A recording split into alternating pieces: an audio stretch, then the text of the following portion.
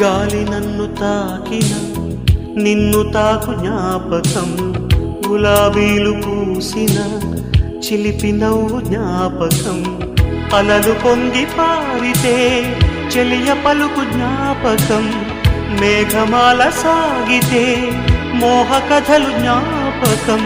మనసు లేకపోతే మనిషి ఎందుకంట.